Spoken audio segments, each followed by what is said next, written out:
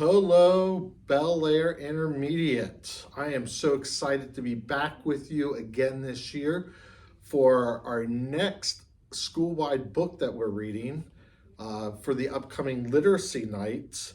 And this one is near and dear to my heart. It's called Mysteries According to Humphrey. And we learned about Humphrey last year at last year's literacy night, and we read the first book. And we're going to continue to read about Humphrey the hamster this year. I'm Dr. Bailey, the superintendent, and it is so good to see you back this year. I hope that you follow along with me in this book, and that you not only follow along with me, but you'll follow along with every reader that comes to you on Facebook. And then I hope that you take the opportunity to read the book again on your own. So let's go ahead, and we are going to start right from the top with chapter 1. And again, this book is Mysteries According to Humphrey by Betty G. Burney. And we're going to start with chapter 1, The Case of the Mysterious Detective.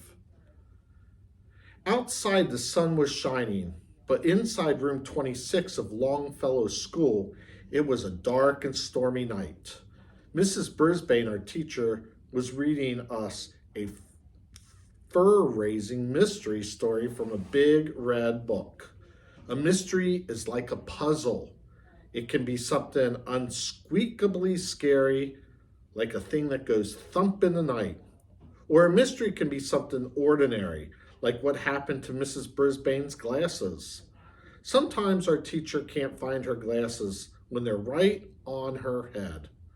Even though my classmates and I can read by ourselves, we love having Mrs. Brisbane read to us.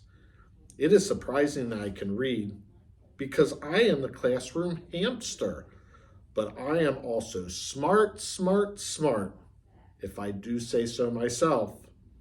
As I listened, I climbed up to the tippy top of my cage and looked out at my classmates. When school started in September, they were all mysteries to me. I didn't realize that at the beginning of a school year, a new class comes in, a class of total strangers. It's taken me a while to figure out why Hurry Up Harry is late so often and why Slow Down Simon moves so fast. I learned that rolling Rosie's wheelchair doesn't slow her down a bit, and I learned that helpful Holly is sometimes too helpful Holly. Now it's October. I'm still getting to know some of the students who sit on the opposite side of the room from my cage. I haven't figured out why Do It Now Daniel D always puts things off, and why Stop Talking Sophie Kaminsky has so much trouble being quiet. In time, I hope I'll solve those mysteries too. I guess being a classroom hamster is a lot like being a detective. A detective is someone who solves mysteries. The story Mrs. Brisbane was reading was about a detective named Sherlock Holmes, who was one smart human. In his picture on the cover of the red book, he wore a strange-looking hat. Mrs. Brisbane said it was called a deerstalker hat. She also said he sometimes played the violin to help him think, which made me wish I had a violin of my own. There were a lot of stories in the book.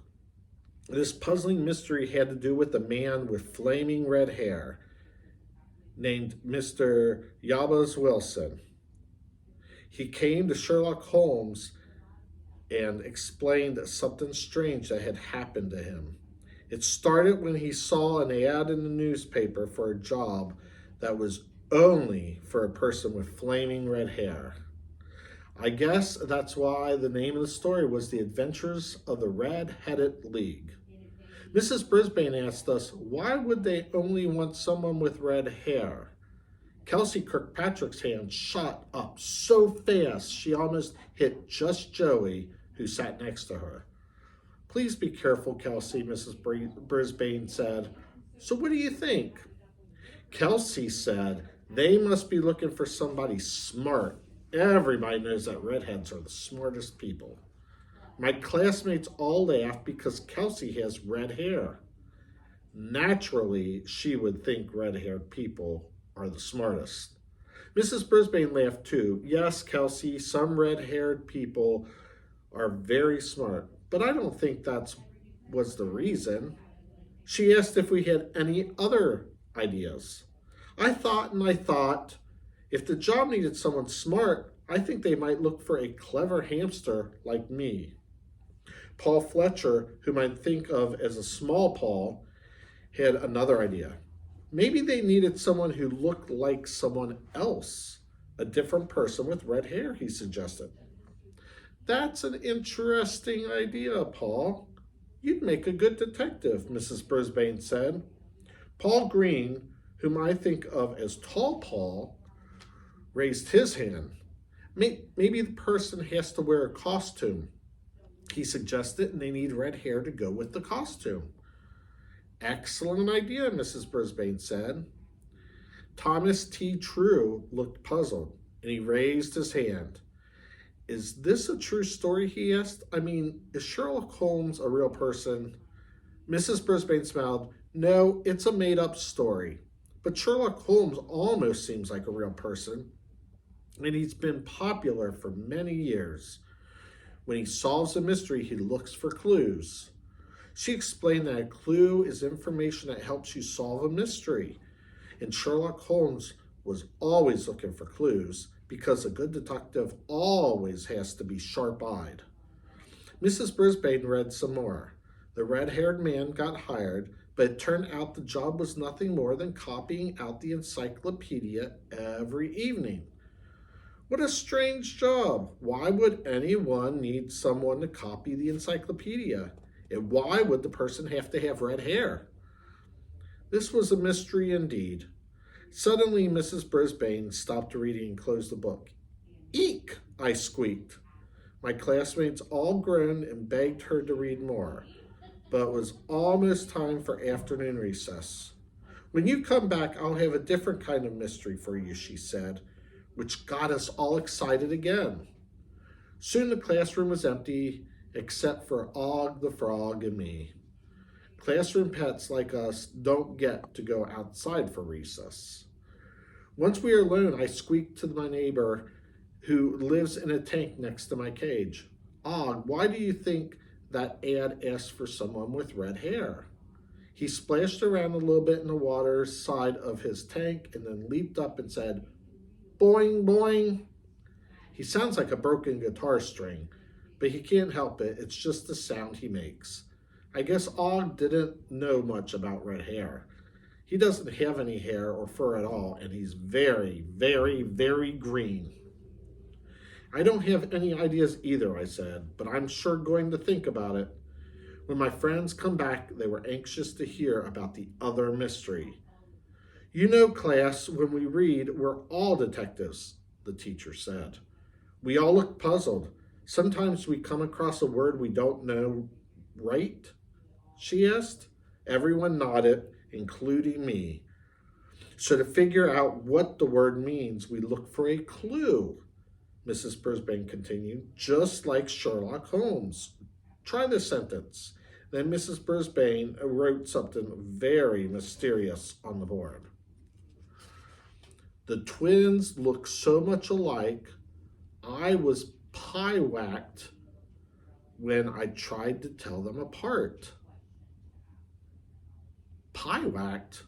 That word had never been on our vocabulary list. Lots of my friends giggled when they saw the word. Who knows what pie-whacked means? Mrs. Brisbane asked. Thomas raised his hand. I think it means hit someone in the face with a pie. Everybody laughed, including me, but that didn't make much sense in the sentence about the twins. Let's try again, Mrs. Brisbane said. She wrote another sentence. The rules of soccer can be very pie-whacking if you've never seen a game before. This time, more students giggled. Pie-whacked? Pie-whacking? What was she trying to say? Were the pies flying at the soccer game? Look at how the word is used in the sentence to get some clues, she told us. Mrs. Brisbane wrote one more sentence on the board. When the teacher put the wrong answers on the board, there was a lot of pie-waction in the classroom. Pie-waction? Was there a pie fight in the classroom? Or had my teacher lost her mind? I'm confused, I blurted out, even though all my human friends heard was squeak. Confusion. Slow down, Simon shouted. I'm sorry to say he forgot to raise his hand before speaking. Confused, Too Helpful Holly said. She raised her hand, but she didn't wait for the teacher to call on her before speaking. Let's see if that word works, says Mrs. Brisbane, said with a smile. The twins looked so much alike, I was confused when I tried to tell them apart. That works for me. How about the sentence, the rules of soccer can be very confusing if you've never seen a game before? She continued. And finally, when the teacher put the wrong answers on the board, there was a lot of confusion in the classroom. Now I was positive that pie-whack meant confuse. For your homework tonight, here are 5 more mystery words to figure out, she said as she handed Rolling Rosie the homework sheets to pass out. Unfortunately, Rosie didn't give me one, so I couldn't see what the mystery words were. I tried making up my own mystery words like flapple and scarret, but they just made me hungry. At the end of the day, just before the bell rang, the door to room 26 swung open, and in walked Mrs. Wright, the physical education teacher. She was clutching a pink jacket and, as usual, wore a shiny silver whistle on a cord around her neck. Mrs. Wright likes to blow that whistle, and when she does, it makes my ears wiggle and the fur on my neck stand up. It's loud, loud, loud. Way too loud for the small, sensitive ears of a hamster. Mrs. Wright also likes rules. Okay, she loves rules. I can understand why someone who teaches children to play games would love rules, because rules are very important to games. But to squeak the truth, I think she loves rules just a tiny bit too much, and I think Mrs. Brisbane agrees with me. Yes, Mrs. Wright? Our teacher asked. Mrs. Wright raised the pink jacket up high. I believe this belongs to one of your students, she said. Normally I would put it in the lost and found in my office, but her name was inside and I thought she might need it. It's quite chilly out there, Phoebe Pratt. Poor forgetful Phoebe looked embarrassed as she walked over to get the jacket. Sorry, Mrs. Wright, she said. Students must be responsible for their belongings, Mrs. Wright said. You'd be amazed at what treasures I have in the lost and found. Thank you, Mrs. Wright, Mrs. Brisbane replied. Mrs. Wright paused at the door and fingered her whistle. I steeled myself for a loud blast, but luckily she walked out the door silently. Thomas T. True waved his hand and Mrs. Brisbane called on him.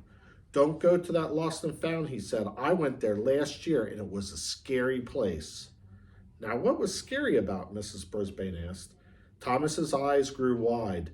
There were creepy things like spider webs and claws. I felt a shiver. Some of my classmates giggled. Oh, and a dead snake. Thomas stopped and thought. Maybe it was alive, and I'm pretty sure I saw a severed hand. I felt a quiver. There were gasps and more giggles, and some of my friends went, ew. Mrs. Brisbane walked between the tables towards Thomas. Are you sure that's true? Yes, ma'am, he said. At least that's what I remember. Well, I don't think Mrs. Wright would keep any of those things in her lost and found, Mrs. Brisbane said. Maybe you just imagined it. Thomas thought for a second. Maybe, but I don't think so. Suddenly the bell rang and my friends jumped up from their chairs. Slow Down Simon was the first one out the door, and my other friends were close behind him. After all of my classmates had left room 26, Mrs. Wright came back in. "That Phoebe is quite forgetful," she said. "Have you noticed?"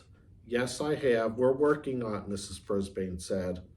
I'd certainly figured out that Phoebe had a problem remembering things like homework and lunches, but I hadn't figured out why.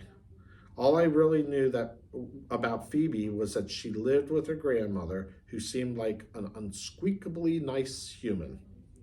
Mrs. Wright nodded politely and headed for the door, but before she left, she turned and said, "Please try to encourage your students to visit the Lost and Found. It's right in my office inside the gym." "I'll do that," Mrs. Brisbane said. Mrs. Brisbane tidied up her desk for a few minutes, then she wandered over to the table where Og and I lived next to the window.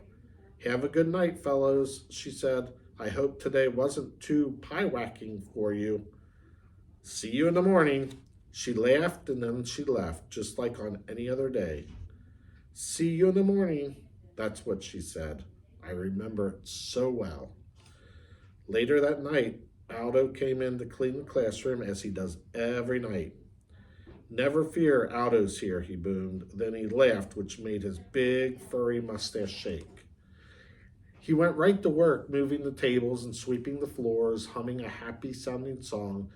When he got closer to Mrs. Brisbane's desk, he stopped and picked up the red book. "Hey, Sherlock Holmes, I love these stories," he said, thumbing through the pages. "I remember that one about the red-headed guy." "Tell me what happens," I shouted. Even Og splashed around in the tank. "Boing, boing," he twanged. "Sorry, I don't have time to read to you," he told us. "Too bad you can't read it yourself." Aldo probably knows me better than any of my human friends, but even he doesn't know that I can read. It's not easy for a small hamster to read a big, big, big book. That's why I like it when Mrs. Brisbane reads to us. I decided I could wait until the next day to hear her read more of the Red-Headed League. But it was nice to know that Aldo likes Sherlock Holmes as much as I do. After Aldo left, the room was silent. Og didn't splash. He didn't even boing. What was he thinking about? We're good friends, but Og will always be a mystery to me. Humans are also very mysterious to me. I've learned a lot about them, but there are still so many things I don't understand. I took out the little notebook I keep hidden behind my mirror and started scribbling on it with my tiny pencil. Mysteries about humans. Why do they keep odd and unpleasant pets like dogs and cats when they could have a very nice hamster, like me? Why do they throw bits of leftover food away when they could store it like I do in my bedding or in my cheek pouch? Where are humans' cheek pouches? Why do humans laugh when they talk about poo, especially my poo? And mysteries about frogs. Why don't frogs have fur or even hair? Why can't frogs act just a little bit more like hamsters? I wasn't sure those mysteries would ever be solved. Humphrey's Detectionary. Even smart detectives like Sherlock Holmes can't solve a mystery without a clue. Chapter 2, The Case of the Missing Misses. I'm always excited for the start of a new day in room 26, but the next morning I could hardly wait to hear Mrs. Brisbane read more about Sherlock Holmes. I waited for the key to turn in the door and for Mrs. Brisbane to bustle into the room. I waited for the bell to ring and for my friends to arrive. I waited and waited and waited some more. In fact, I waited so long the bell rang, but nobody came in. I knew it wasn't Saturday. I never spend Saturdays at school because I go home with one of my classmates on the weekends. Sometimes I go home with Mrs. Brisbane. Either way, I have a hamsterific good time. Og usually stays in room 26 on the weekends, which must be lonely for him. Poor frog. Og, something's wrong, I squeaked loudly to my neighbor. Boing, boing, boing, boing, boing, he replied. He sounded as worried as I was. I could see some of my friends' faces looking through the window in the door. Humphrey, let us in, I heard Simon's muffled voice calling. It was the only time in my life I wish I wasn't a hamster so I could be big enough to open that door. Long after the bell rang, I finally heard some jiggling and joggling, and the door swung open at last. But Mrs. Brisbane wasn't the human opening the door. It was our principal, Mr. Morales. Behind him were my fellow students. Come on in, boys and girls, he said. Mr. Morales is the most important person at Longfellow School because he's in charge of everything. He was wearing a tie with tiny little question marks all over it. He has lots of interesting ties. Take your seat, he said. My fellow students were worried too, I could tell, because they were quieter than usual. I guess that was a clue. It looks as if Mrs. Brisbane is going to be late, he said. We're trying to reach her now. Mrs. Brisbane is never, never, never late. This was a very pie-whacking morning. I'll take attendance, Mr. Morales said. Holly jumped up and offered to help. Thank you, he said to her, but I think I can handle it. Then he called out our names, and each student answered, present, in return. Everyone was present except Mrs. Brisbane. Mr. Morales looked uneasy. So what do you usually do first in the morning? Helpful Holly raised her hand. We had homework last night, she said, and I can collect it. Thank you, Mr. Morales said. Holly went up and down the aisles collecting the homework. How I wish I could get her to look at those 5 mystery words. Everybody turned in a homework sheet except for one person, forgetful Phoebe. When Holly passed by her table, Phoebe blushed and said, Oh no, I forgot it. I'll bring it tomorrow. As helpful as Holly is, she sometimes gets carried away. That's when I call her too helpful Holly. She frowned and said, You were supposed to bring it today. Mr. Morales stepped forward. It's okay, Holly. We'll straighten things out when Miss Brisbane gets here, he said. Whew! I was glad to hear him say that Mrs. Brisbane was coming. Just then the phone in the classroom rang. Mr. Morales said, Oh, and then, I see. And finally, very well, when my classmates were completely quiet. Mr. Morales hung up the phone. Boys and girls, Mrs. Brisbane won't be here today, he said. A substitute is on the way to take care of the class. The last time I had a substitute teacher was when Miss Mack was here. But I didn't know she was a substitute because I didn't know much about school when I first arrived. I've certainly learned a lot since then. Mr. Morales seemed a little confused about what to do next, and he kept looking at his watch. Read to us from the Red-Headed League, I squeaked loudly. My classmates all giggled when they heard me. Mr. Morales walked over to my cage. Oh, so you want to take over the class, Humphrey, he said. I jumped on my wheel and spun it fast. Maybe Humphrey thinks we should do some exercise, Mr. Morales said. That made my classmates giggle even more. Rosie made her wheelchair spin in a circle. I love to spin too, she said, and everybody laughed. Just then the door to the classroom opened and a young man rushed into the room. The first thing I noticed about him was his red hair. I think Sherlock Holmes would have noticed that too. I also saw that he was wearing round glasses, and on his shirt was a big button with writing on it that said, Give peas a chance. I love any veggies, including peas. So this human and I definitely had something in common. He had a big cloth bag slung over his shoulder, sort of like Santa Claus. It was lumpy and bumpy and way too big for a lunch bag. Mr. Morales stepped forward, shook his hand. Welcome, I'm the principal, he said. Mr. Morales. Hi, the young man said. Ed Adenopoulos. The principal turned to the class and said, Here's your substitute for today. I expect you to give him your full attention. Mr. Morales left, and Mr. Adenopoulos gave us a friendly smile. Hi, kids, he said. I know Edinopolis is a mouthful, so you can call me Mr. E. There were a few giggles, and Slow Down Simon repeated the name out loud in the way I'd heard it. Mystery. Mr. E smiled and nodded. Mystery, that's a good one. Hey, you know my name? I don't know yours. I'm going to come up and down the aisles, and you tell me who you are. He walked around the students' tables one by one, asking, What's your name? He high fived each student and said something like, Cool shirt, or Glad to know you, or Awesome.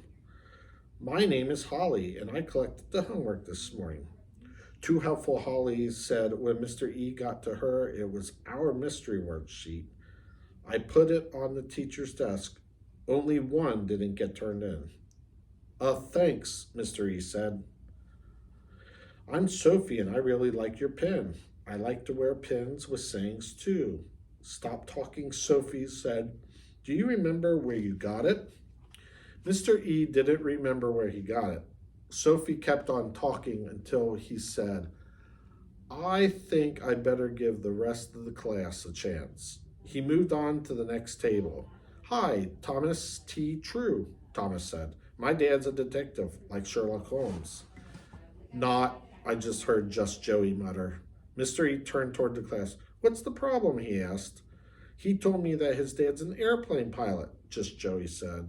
So, Thomas said, he can be both. He told me that his dad's a ship captain, Small Paul grumbled. Mr. E just laughed. Sounds like a talented father. Then he moved on again. When he got to my side of the room, he finally noticed Og and me. Whoa, he said, these are some funny-looking students.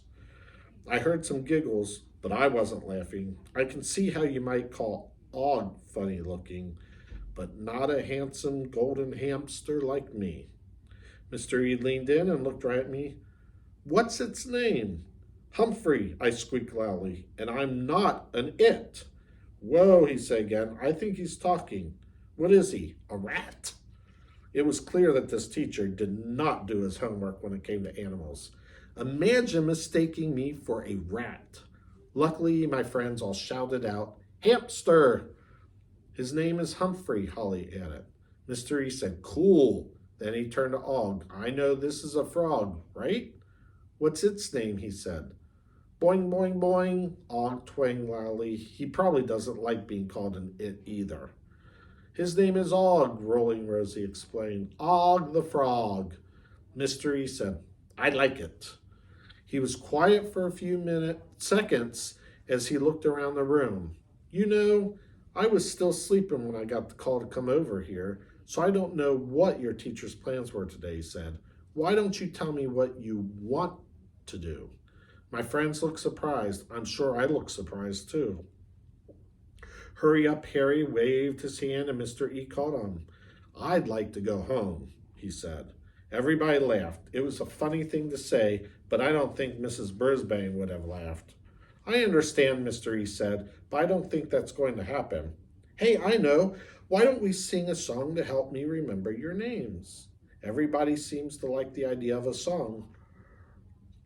I was amazing at what happened next. Mr. E pointed at a student. The student stood up and said his name, and then the teacher made a little rhyming song with the name.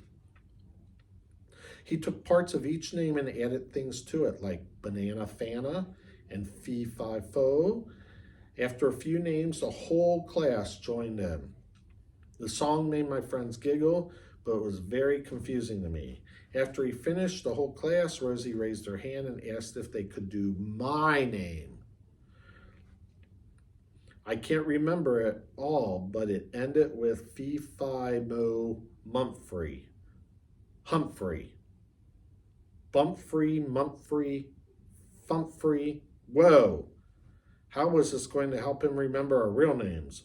Og's name sounded even stranger. Bog, Fog, Mog. I don't know what Og thought, but I was in a bit of a fog myself. I was still thinking about Mumphrey and Mog when the bell rang for recess. As soon as my classmates were gone, Mr. E picked up his backpack and looked inside. Let's see, he mumbled. What's next? Maybe this. They glanced over at Og and me and chuckled. I don't know why I'm talking out loud when I know you can't understand me. Og piped up first. Boing, boing. You are wrong, wrong, wrong, I squeaked, wishing with all my might that Mr. E could understand me. He didn't notice. He was too busy rummaging around in that big cloth sack. Suddenly he stopped and smiled. Okay, I've got it. That's all he said. I thought I'd pretty well figured out humans in my time as a classroom hamster so far, but Mr. E was a real mystery to me. When my friends were back in their seats, Mr. E announced that it was time for math. Some of the students groaned until the teacher reached into the bag and pulled out a basketball. We're going to play a game, he said. It's called Mathketball. My friends looked puzzled. I didn't blame them. Of course, we could just have a math quiz, Mr. E said, if you'd like. No, the students all yelled. Mathketball. Humphrey mauled mathketball. All mystery words. I was learning a whole new language today. First, Mr. E threw the ball to slow down Simon. Quick, 4 plus 4. Simon caught the ball and said 8. Great, Mr. E. But in mathketball, instead of saying the answer, you bounce it. Simon looked confused for a second, then he understood. He bounced the basketball 1, 2, 3, 4, 5, 6, 7, 8 times. That's it, Mr. E told him. Now throw it back. The teacher caught the ball and threw it to Be Careful, Kelsey. 10 minus 5, he said. Kelsey bounced the ball 1, 2, 3, 4, 5 times. Great, Mr. E said. Now throw it back. Kelsey dropped the ball and it bounced across the floor. Careful, Mr. E said as he scooped it up. Just Joey caught the ball next, and when Mr. E said 12 plus 3, Joey bounced it. 1, 2, 3, 4, 5, 6, 7, 8, 9, 10, 11, 12, 13, 14, 15 times. I know because I counted. Then the ball went to Paul G. 6 plus 5, Mr. E said. Tall Paul bounced it 1, 2, 3, 4, 5, 6, 7, 8, 9, 10 times. Then he stopped. One more time, I squeaked. I guess he didn't hear me. Mr. E gave him another chance, which was nice, and Tall Paul got the problem right. As the game went on, the pace went faster and faster. As it got more exciting, it also got louder and louder. And then the door to room 26 swung open. Standing in the doorway was Mrs. Wright. Mr. E looked pretty surprised when he saw her. Maybe he noticed her whistle. I certainly did. Hello, he said. It was more of a question than a greeting. You're the substitute for Mrs. Brisbane? She asked. Yep, I'm Mr. E, the substitute said. Mrs. Wright looked puzzled. Mr. E, he asked. That's your name? Mr. E laughed. My name is Ednopoulos, but Mr. E is fine with me. Mrs. Wright frowned. I guess Mr. E wasn't fine with her. And you are? Mr. E asked. Mrs. Wright, the PE teacher answered. To my great surprise, Mr. E laughed. Mrs. Wright, I guess you're never wrong. Some of my classmates giggled, but Mrs. Wright was the giggling type. She stepped into the classroom and looked around. Is that basketball the property of Longfellow School? She asked. The substitute shook his head. Nope, I brought it from home. That didn't seem to please Mrs. Wright at all. You're probably not aware that basketballs are only allowed outside on the playground. No ball playing in the classroom, she said, and only official Longfellow School equipment is allowed. Really? Mr. E seemed surprised. Really, Mrs. Wright said. I'm the chairperson of the Committee for School Property. There are safety issues with having a ball in the classroom, and by the way, the noise level in the classroom is unacceptable. I could hear you all the way down the hall. We were doing math, Mr. E said. Right, class? My friends all nodded. Mrs. Wright fingered the whistle, and I braced myself for an unsqueakably loud noise. Luckily, none came. That's funny, she said. I thought you were playing basketball. Mr. E smiled and looked at my classmates. What were we playing? Mathketball, my friends all answered. Mrs. Wright frowned even more, if that's possible. Perhaps you can do math more quietly in the future, she said. Of course, I'm sure Mrs. Brisbane will be back tomorrow. I crossed my paws and hoped that she was right. Oh, how I hoped that she was right, because school with Mr. E was making me very, very, very pie-whacked. That means confused. Humphrey's Detectionary. It's not easy to solve the mystery of a missing person, especially if you miss that missing person a lot. Well, that brings us to the end of chapter 2, and you will get another mystery reader for chapter 3 next time. We'll see you then. Enjoy the book on your own. Have a great day.